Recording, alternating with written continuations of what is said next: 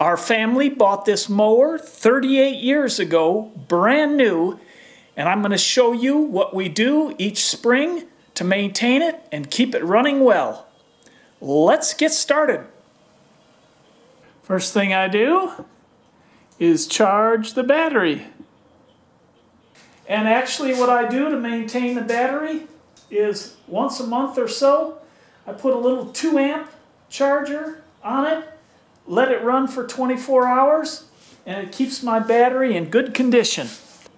Next thing I do is change the oil. Your drain plug may be underneath your tractor. Just depends what kind of lawn tractor you have. Just take the drain plug out and let her run out. After that's done draining, we'll put the drain plug back on.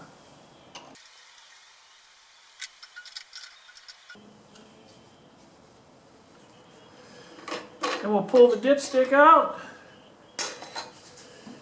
and fill it with fresh oil. This particular Briggs and Stratton engine takes 10W30 and it requires 1 quart.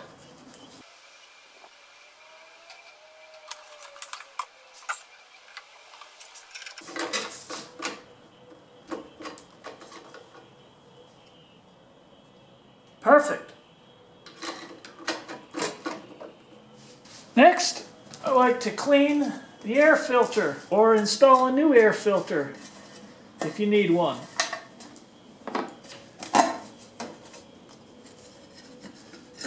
Mine's very dirty from last fall. And as you can see, filthy dirty.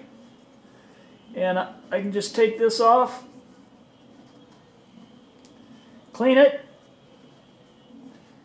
And this filter almost never gets dirty, but I'll blow that out. But this one I'll clean in soapy water.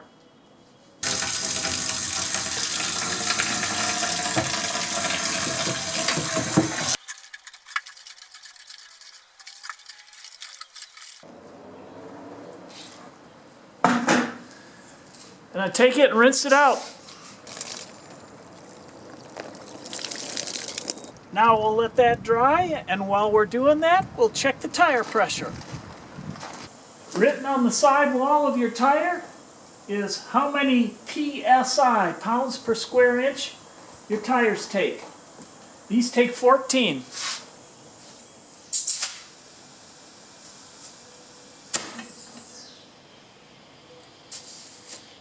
Perfect.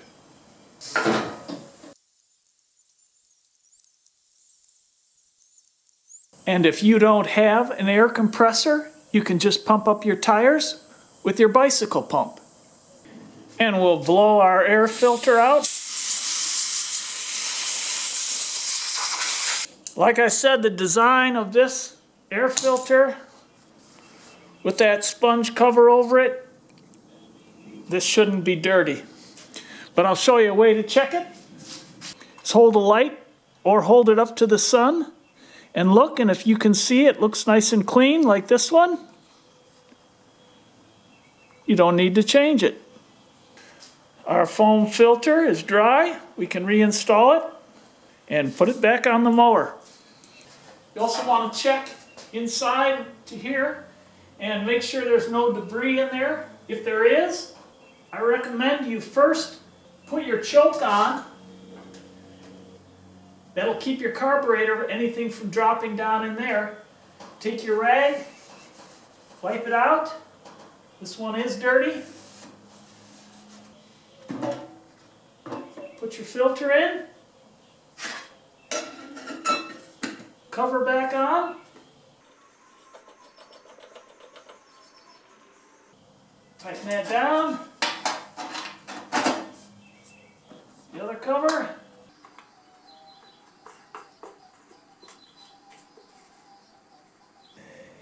If your mower has any grease fittings, you want to be sure to grease it. I grease mine every 10 hours. And you put grease in until you see it ooze out a little bit from one of the exit points. Many of the newer mowers don't have grease fittings. I'm very thankful that I do.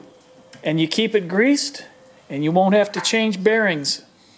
This has a 5-foot or 60-inch mowing deck on it. Each spring, if needed, I sharpen the blades, but you can see these blades are in great shape. I'm real careful not to hit things, and I bought these hardened blades online and they have held up fantastic. When you do sharpen blades or take them in to be sharpened, you'd think you want them sharp like a knife, where my finger'd be getting cut here, but if you make them that sharp, they're going to become brittle and they'll chip off, and then you'll be in worse shape, and it'll happen real easy. All right, then the last thing, I turn the fuel on. There's a little shut off here, and I always recommend at the end of the season, shut the fuel off, run the engine until it quits, so you run the fuel out of the carburetor and you'll keep that from getting gummed up. It's also a good idea to drain the fuel out of the tank and put fresh fuel in spring. Now we're ready to start it up and go to work.